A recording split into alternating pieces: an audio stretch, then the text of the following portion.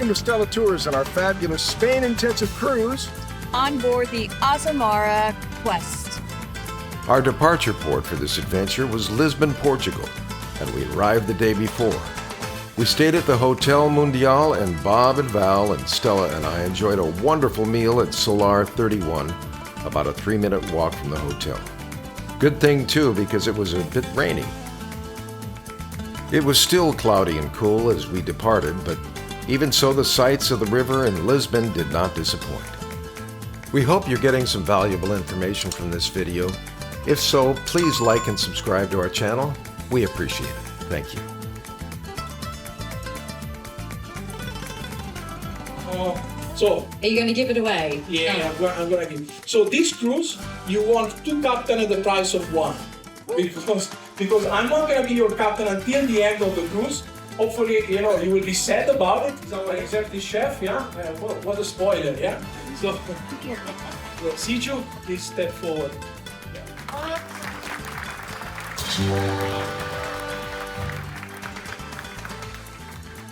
I'm always jealous about the chef. He gets more applause than I, yeah? Even looking nice. Flowing from the heart of Andalusia, the Guadalquivir River winds its way inland from the Bay of Cadiz. It's been a vital artery of southern Spain for centuries. Once navigated by Phoenician traders and Roman galleys, its waters carry the legacy of empires.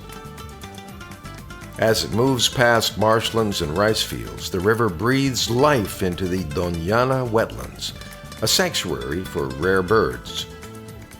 Closer to Seville, the river transforms. Lined with bustling ports and historic bridges, and just before the Puente de las Delicias, the quest would do a 180-degree turn and back through all the way to the dock right in Sevilla. About a 5-minute walk from the ship, you'll find the breathtaking Plaza de España, a sweeping semicircle of grandeur built for the 1929 Ibero-American Exposition.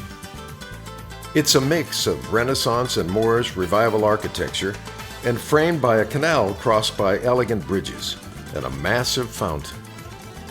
Colorful tiled alcoves represent each Spanish province, blending art, history, and identity. It stands as a vibrant symbol of Spain's rich cultural heritage.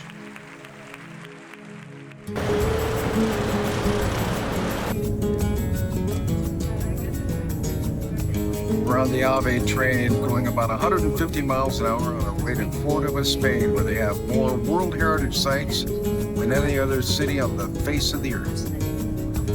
Cordoba is an enchanting town on the Guadalquivir River, about 90 miles from Sevilla. But it's only a 40-minute ride on the high-speed Ave train from Sevilla. It's an enchanting city of about 325,000 and is best known for having 4 UNESCO World Heritage sites, including the Historic Center, the Festival of Patios, the Medina Azahara, and of course, the Mosque Cathedral. We enjoyed a carriage ride around the old city before our entry time came for the Mosque Cathedral.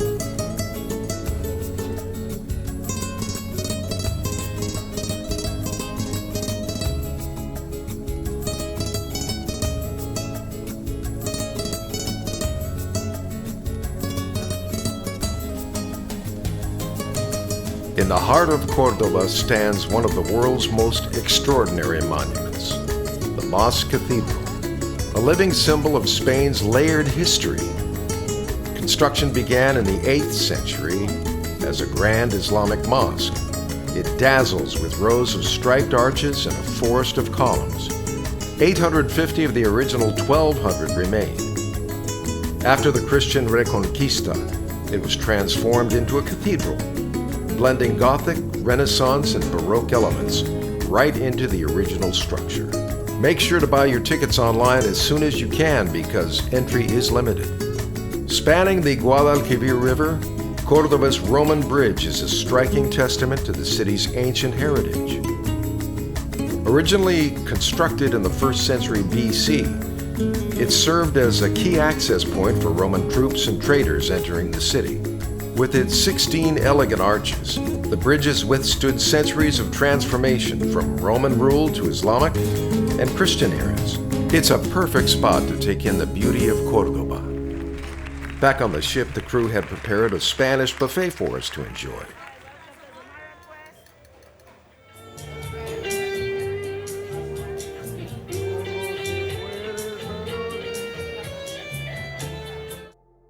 Welcome to Stella Tours. Today we're fortunate to have Grace, the cruise director aboard the Azamara Quest, with us on this beautiful Spain-intensive cruise that we're on. 11 days, 11 nights I should say, and some wonderful spots. There are some interesting things happening with Azamara.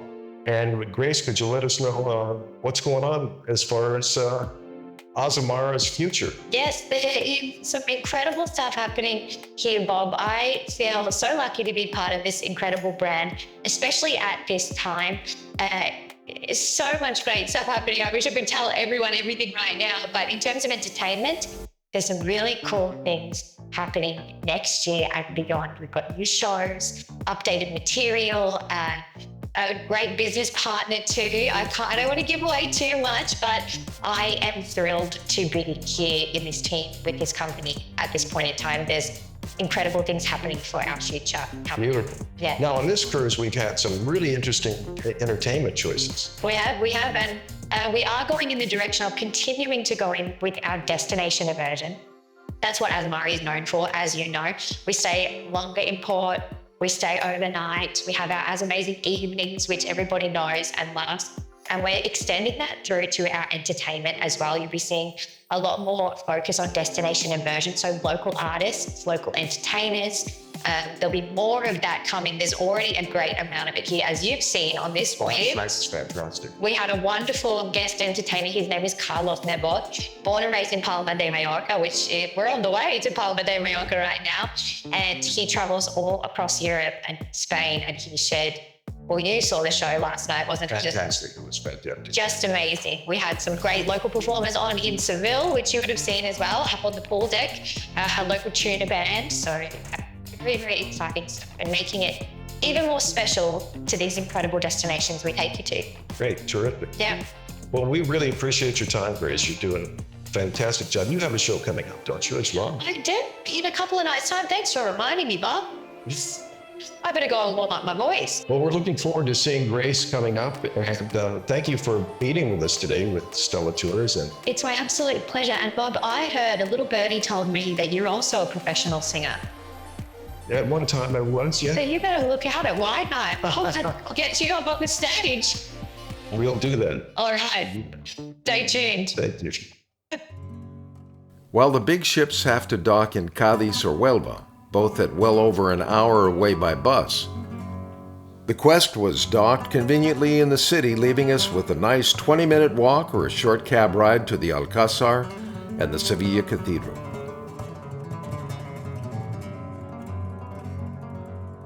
The Alcazar of Sevilla stands as one of Spain's most extraordinary landmarks, a stunning blend of history, art, and architecture. Again, get your tickets in advance for the Alcazar because the entry is limited. Originally constructed in the 10th century by the Moors as a royal palace, it remains as one of the finest examples of Mudéjar architecture, a style that fuses Islamic, Christian, and Jewish influences. The palace's grandeur is immediately apparent upon entering its walls, where intricately designed arches, delicate stucco work, and colorful tile mosaics create an enchanting atmosphere.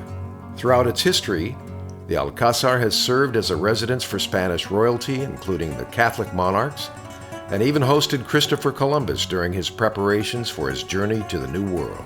The palace's blend of Islamic, Gothic, Renaissance, and Baroque styles offers a unique narrative of Spain's cultural evolution, illustrating the intricate fusion of diverse traditions over the centuries.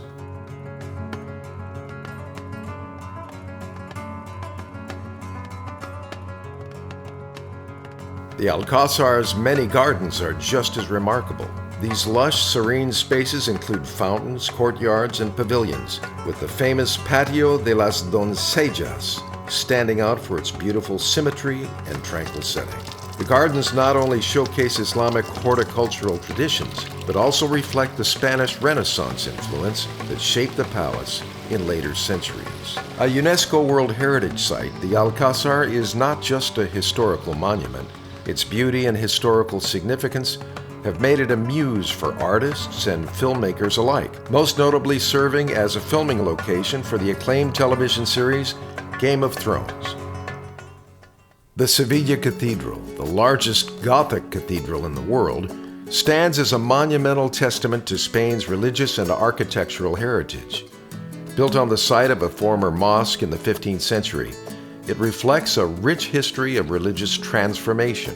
The cathedral is most renowned for its vast scale and intricate design, with towering columns, expansive vaulted ceilings, and stunning stained glass windows that bathe the interior in color.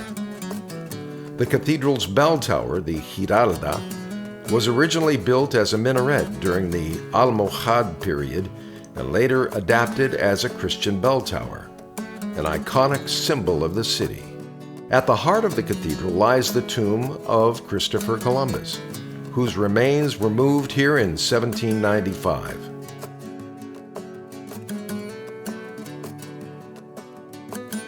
The cathedral also houses exceptional treasures, including priceless artworks and religious relics, making it a key cultural and spiritual center.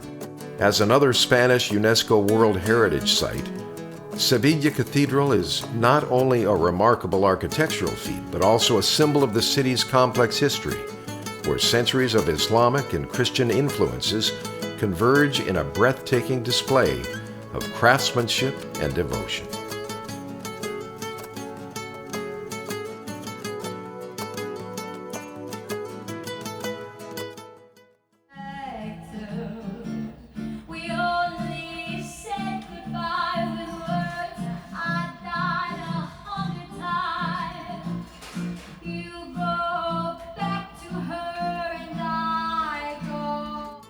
My name is Chichu. I'm the executive chef in beautiful Azamara Quest. I hope you are enjoying the view, which is Seville, where we are passing. Have a beautiful day. That evening, we headed down the Guadalquivir River to the Bay of Cadiz. Our next port of call for the video would be Gibraltar. Gibraltar is what the British call a UK overseas territory, and played an important role for the Allies in World War II. We'd planned to hire a tourism taxi to give us a tour of the mountaintop, the St. Michael's Cave, and the tunnels, a World War II system of bunkers used to defend the area. Make sure you hire a tourism taxi and not a normal one, because they can't get to the top of the mountain. The St. Michael's Cave is fascinating, full of stalagmites and stalactites. The winding path leads you to a rock formation that looks like an angel.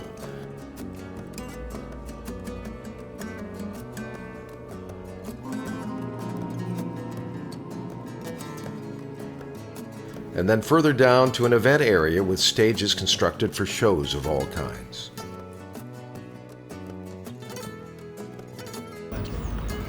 Back there is Africa. The apes on Gibraltar are called Barbary macaques, and despite being referred to as apes, they're actually monkeys, and the only wild monkey population in Europe. They're famous for roaming freely around the Rock of Gibraltar, especially the Upper Rock Nature Reserve. Legend even says that as long as the macaques remain on Gibraltar, the territory will stay under British rule, which is why Winston Churchill had their numbers boosted during World War II. They're playful, social, and very used to people, though it's always best to admire them from a respectful distance. Beneath the Rock of Gibraltar lies a vast network of tunnels, over 34 miles carved through solid limestone. Originally begun in the 18th century and expanded during World War II, these tunnels served as a fortress within a fortress, housing troops, weapons, and even a hospital. Quite a remarkable feat of military engineering and a hidden chapter in Gibraltar's strategic history. We walked around the town for a bit before heading back to the ship. The Quest has 2 specialty restaurants, and that evening we would enjoy good company and great food at Aquilina.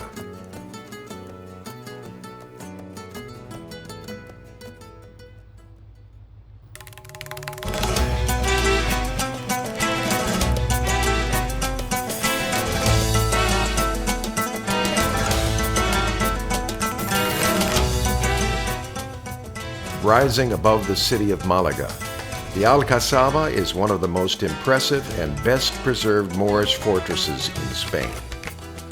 Built in the 11th century during the reign of the Humaydi dynasty, it served both as a defensive stronghold and a luxurious palace for Muslim rulers.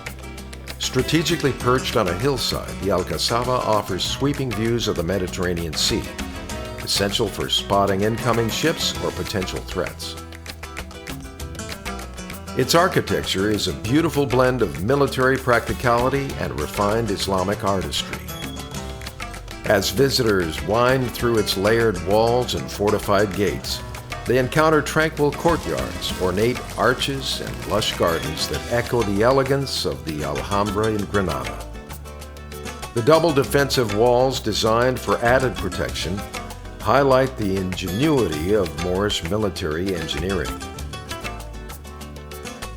Connected by a pathway to the nearby Gibraltar Castle, the Alcazaba forms part of a larger defensive complex that once made Malaga nearly impenetrable. Today it offers not only a glimpse into Andalusia's Islamic past, but also some of the city's most breathtaking panoramic views.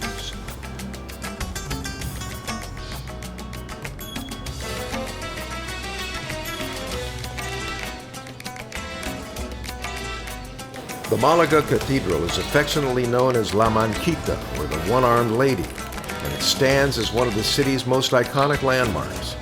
Its construction began in the 16th century on the site of a former mosque and continued for over 200 years, resulting in a striking blend of Renaissance, Baroque, and Gothic architectural styles.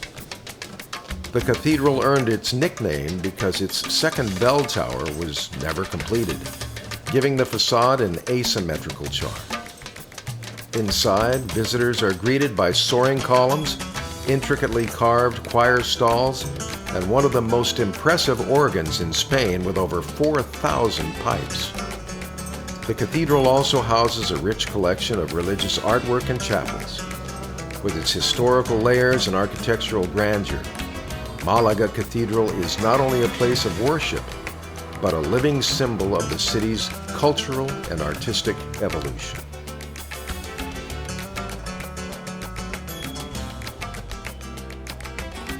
We enjoyed the rest of a beautiful day seeing the city,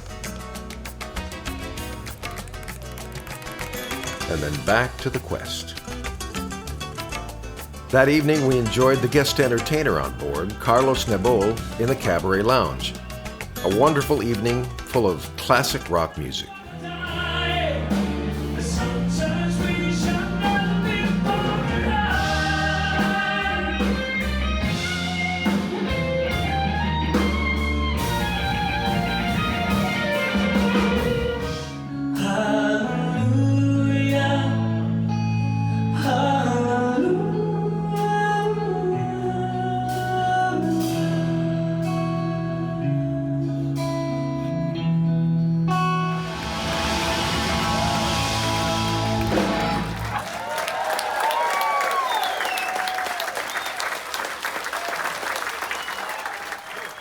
We essentially had a sea day between Malaga and Valencia, as we arrived late the next day. I was speaking to our wonderful partners before you all arrived, and they were saying this is one of the most sought-after venues in all of Valencia. Usually it's booked out with weddings and events and functions, so how incredible for us to be here tonight. That evening was the As Amazing Nights event, and we had the opportunity to experience Valencian folkloric music, dance, and customs in a beautiful venue in the countryside outside of Valencia.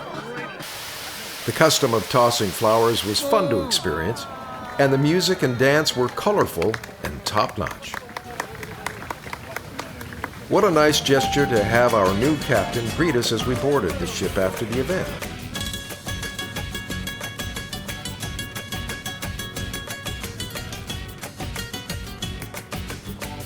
Valencia, Spain's third largest city, is a vibrant blend of history, innovation, and Mediterranean charm. Founded as a Roman colony in 138 BC, Valencia's long history is visible in its diverse architecture, from the Gothic grandeur of the Silk Exchange, a UNESCO World Heritage Site, to the ultra-modern City of Arts and Sciences, a striking cultural complex designed by Santiago Calatrava. La Lonja de la Seda, or Silk Exchange, is one of Valencia's most treasured architectural gems and a UNESCO World Heritage Site. Built between the 15th and 16th century, it stands as a masterpiece of late Gothic civil architecture, symbolizing the city's golden age of commerce and prosperity. The main hall, known as the Sala de Contratación, features soaring twisted columns and a vaulted ceiling that evoke both elegance and grandeur.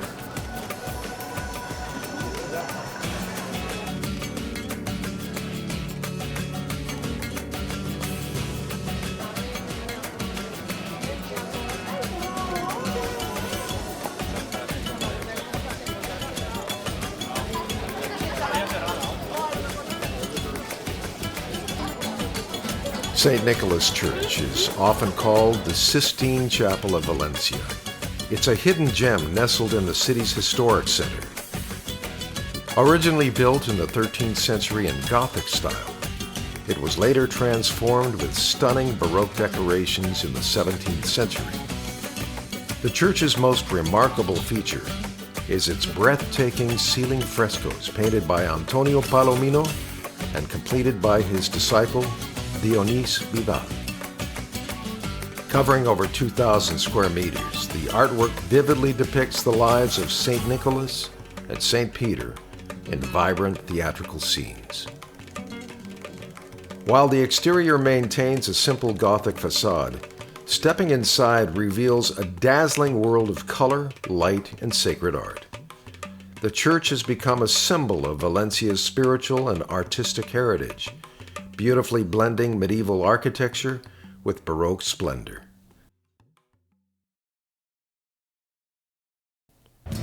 That evening we dined at Prime C, had a wonderful meal in great company, on our way to Palma de Mallorca.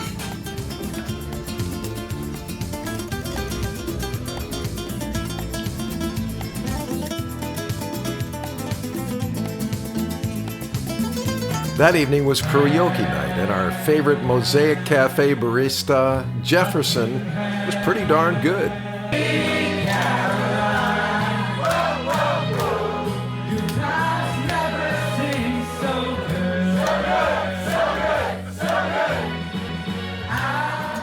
Rising majestically over the Bay of Palma, the Cathedral of Palma, also known as La Seu, is one of the most iconic landmarks in Mallorca.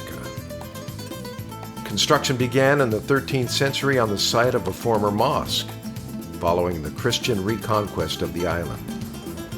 This stunning Gothic structure features soaring buttresses, intricate stonework, and one of the tallest naves of any Gothic cathedral in Europe. What truly sets La Seu apart is its blend of tradition and innovation.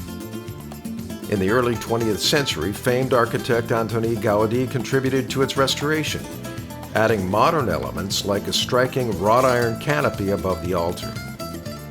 The cathedral is also home to a massive rose window, one of the largest in the world, which bathes the interior in kaleidoscope light.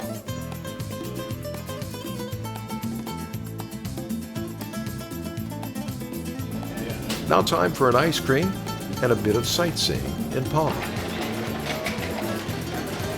Stella had arranged for a private driver to take us out to a couple of towns and to see the Mallorca countryside.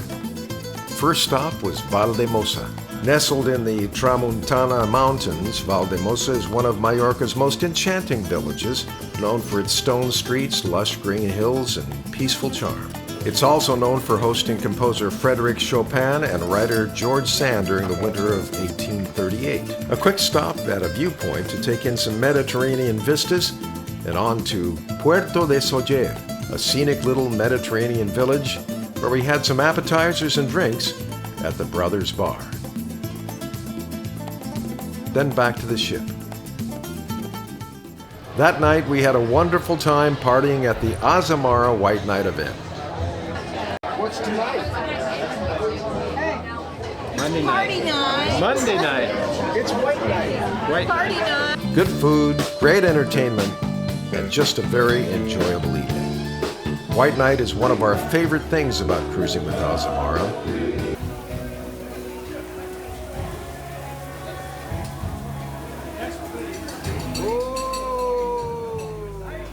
My favorite guy. How are you? Good, look at that.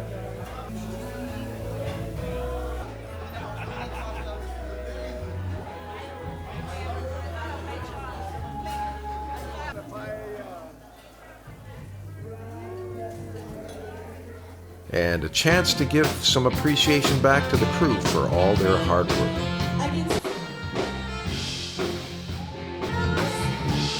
I had the feeling I'm doing this for the very first time, and you know I've been captain only for what, last 3 or 4 days, so I brought a cheat sheet because I knew I'm gonna get emotional at some point.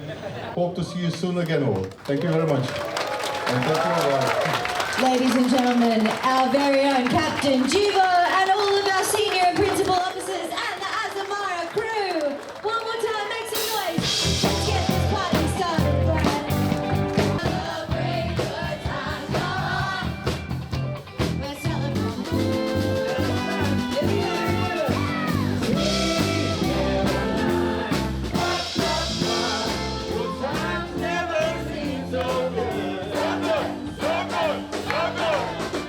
Heard a little birdie told me that you're also a professional singer. At one time I was, yeah. So you better look out at White Night. I'll get you up on the stage. We'll do that. All right, stay tuned. Thank you. Let's go! Come on, Bob.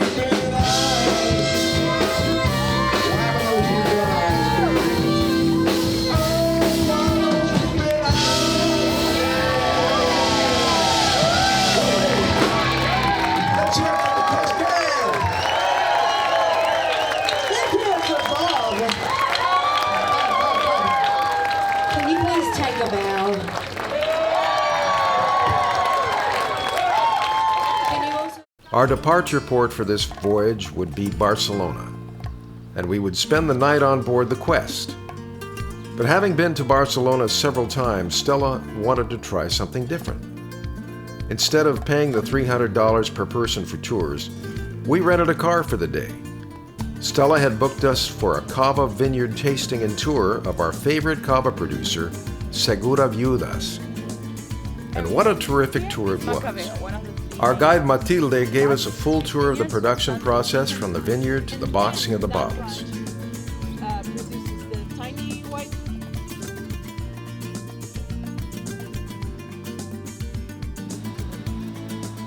If you get the chance to do a tour, you'll enjoy every minute.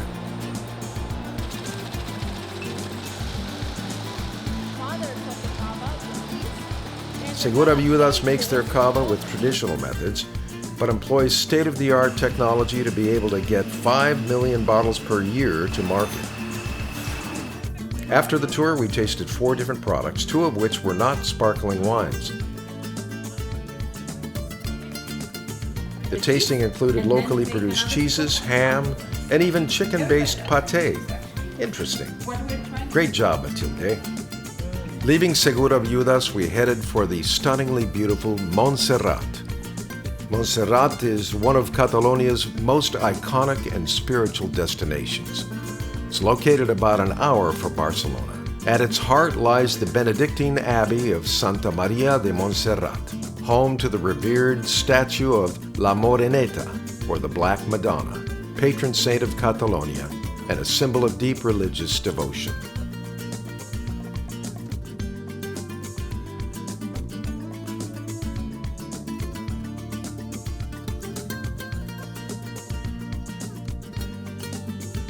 What a wonderful trip spent with cherished friends in beautiful Spain.